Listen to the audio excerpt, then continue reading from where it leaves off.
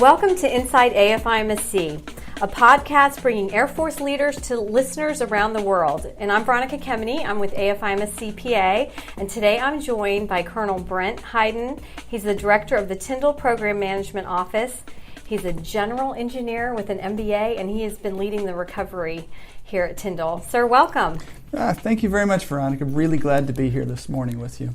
So you are about to wrap up your TDY here at Tyndall. How many months have you been here leading the recovery? It's been just about 5 months. It's been an excellent trip. It's been truly an opportunity of a lifetime for an engineer to come here and rebuild an entire base. We've not done this. And my career in the Air Force is not something we've done anywhere else. And what is your normal day job? Because you are actually a reservist, so what do you normally do?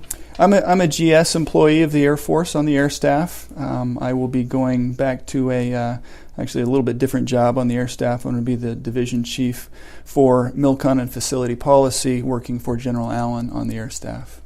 And what's been the best part of being here at Tyndall? From day one to 5 months later, what have you seen change? This has been real world impacts of work that we do. This has been a unique experience, as I mentioned a minute ago. But what's really different about it is that we're spending money here. We're doing things that really matter. Seeing flash to bang of decisions we make and bringing contracts on board. Seeing construction go on the ground. Happens really quickly with the pace of recovery that's needed at Tyndall. We've really been. It's really exciting to see all the effects that we're able to drive quickly, and that pace is. It's just, I like to think of it as downhill skiing. You may not know if there's snow on the mountain in front of you, but if you're on a black diamond route going down the mountain, you got to go fast. There's no point in going slow. You may not be able to see around the corner if the trail even continues, but you got to go fast, and that's what we're doing here in the PMO. We have been since day one, before my time and after my time. This is a very fast flash to bang, and the Air Force needs Tyndall to be recovered. The people of Tyndall need to, the people and missions here at Tyndall need to mission reconstitution to continue with through the repair, the long-term design and construction programs that we've put into place. And the people of Panama City are a key constituency here for this program, which is, frankly, the Air Force is here because this is a key national defense priority. And that was one of my questions, was why is Tyndall so important? Tyndall is Tyndall is the place where we generate air power. Fighters, particularly fifth generation fighters, the airspace immediately offshore, as well as some overland airspace, is unique. We don't have access to this kind of airspace. The proximity, the immediate adjacency is unique anywhere in the Air Force. We don't have access to this. So, Colonel Laidlaw is on record talking extensively about how valuable this airspace is, and I am I let him talk about that as a pilot, as an engineer. I kind of repeat his talking points. That's a question I was going to ask you as well. The PMO, the relationship that the Tyndall PMO has with the 325th Fighter Wing. You've worked hand in hand with the wing commander, Colonel Brian Laidlaw, and it's a special relationship. Do you want to talk about that? A pilot with the engineer. Yeah. So the relationship of the PMO. We are a tenant organization here, but we are doing things that is enabling the 325th Fighter Wing's missions to come back.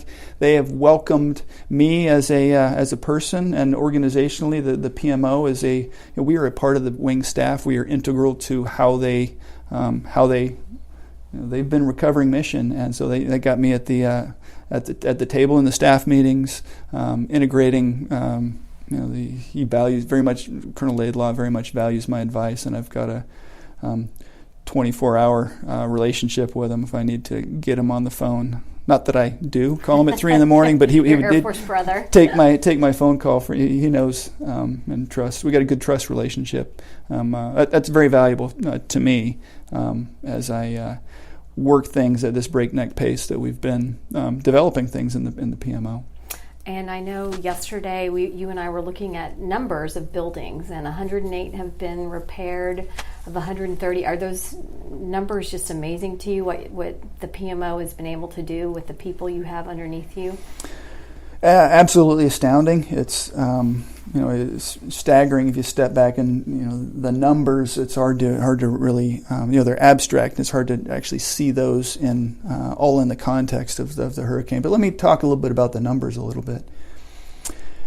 There were 485 facilities on this installation before the hurricane. Every one of those suffered some amount of damage during the hurricane, and ultimately we were able to save about half, almost exactly half. The other half will eventually need to be demolished, and so within those half that have to be so there's a lot of them that need to be repaired, and we have done an amazing amount of repair work in that half that has to be repaired. We've also repaired some of them that have to ultimately be demolished. Perfect example is several of the hangars on the flight line that needed temporary roofs so that we can start using them to support the ongoing flight line operations here.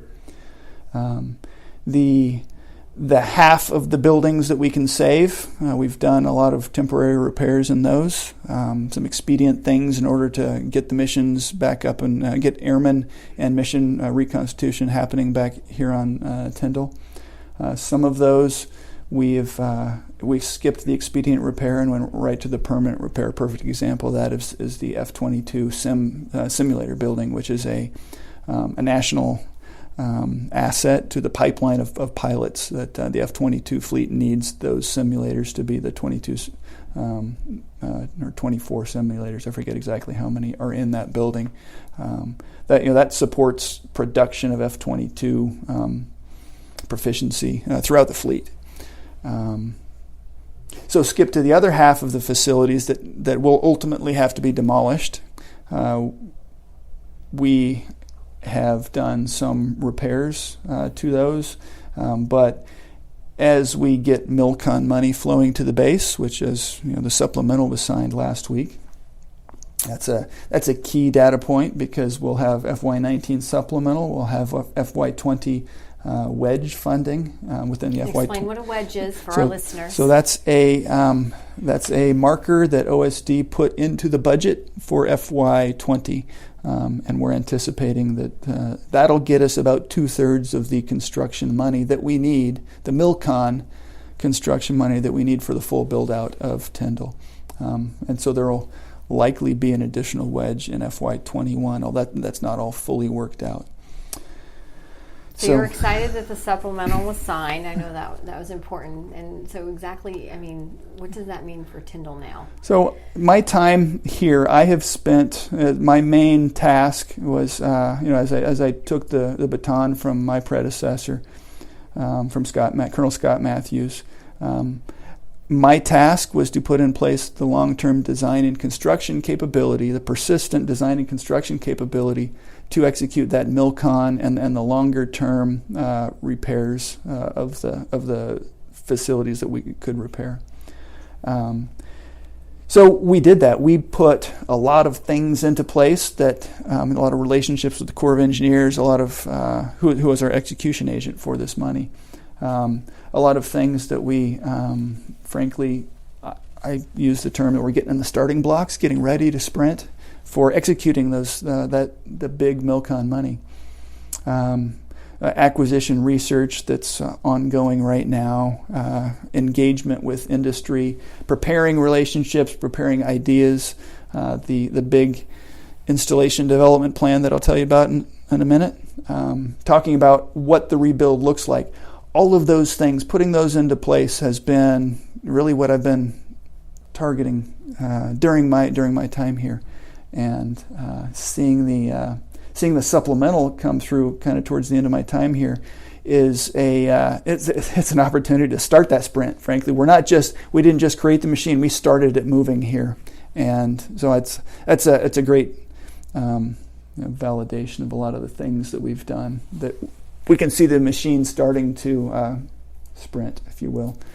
And I say starting the sprint, it's really a change in nature of the sprint that was initiated by my predecessors. They were doing a lot of the really important, critical, bring airplanes back, bring airmen back to this base that enabled us to do the planning and emplacement of the longer term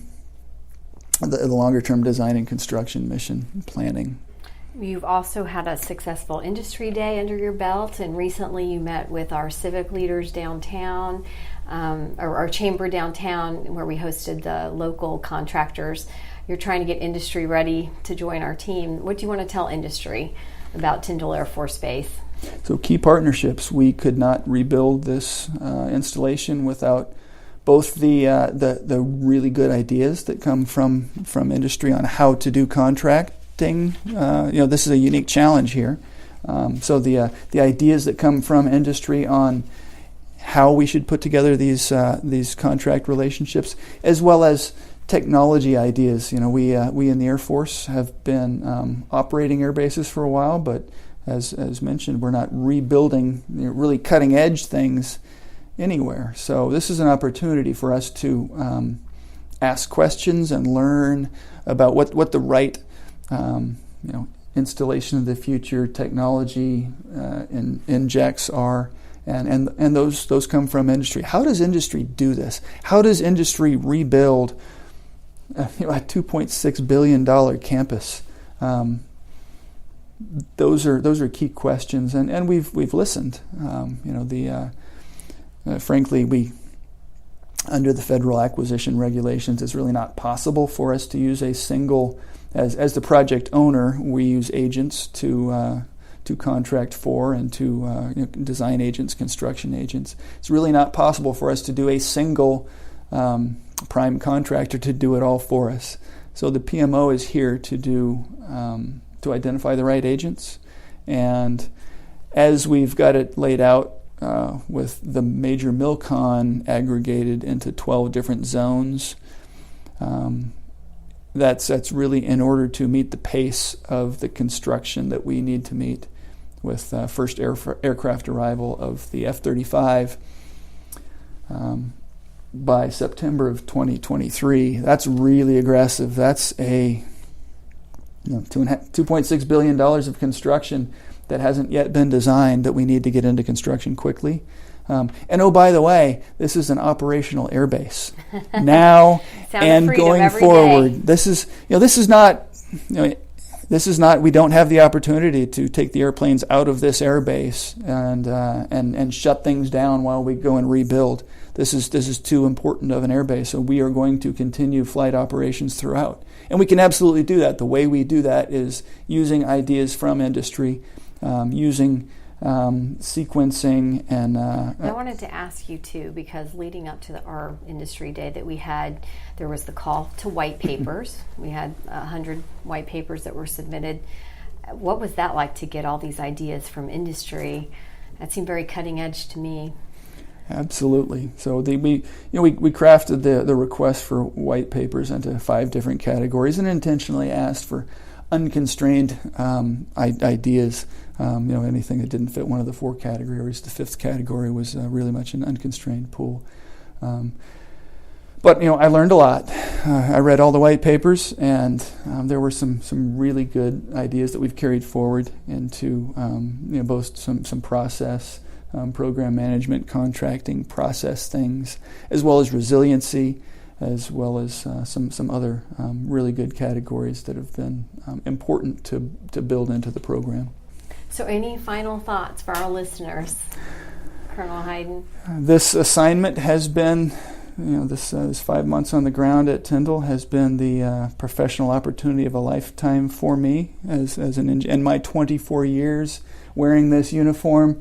It's unforgettable. I don't know what all is in front of me, but as long as the Air Force lets me keep wearing this uniform, this has been an experience that I will never forget. The opportunity to have impact and really do things that fundamentally matter for people that I say I've my job here has been to go local. I've gone native, And I'm kind of I don't mind acknowledging that I've gone native. My job here is to rebuild Tyndall and to outreach to all of our mission partners, and I've really enjoyed it. It's been very gratifying. So as I go back to the air staff, some of the innovative processes that we've put in place because we need them at Tyndall. My job back in the air staff, MILCON facility policy, frankly, is to pursue some of those same innovative processes, not because they're good for Tyndall, but because they're good for the Air Force. And so I foresee that I will be working some of the same things from a different angle. And it's an opportunity, good thing, to port some of these great ideas and business processes much farther than the panhandle of Florida. Well, thank you, sir. I'd like to thank our listeners for joining us today on Inside AFIMSC PA. I'm Veronica Kemeny, and we'd like to thank again Colonel Brent Hyden, the Director of Tyndall's Program Management Office, as he wraps up his tour here at Tyndall. Please check out the rest of our story on our Facebook page to see what we've been up to. Thanks, Colonel Hyden. Thank you very much, Veronica.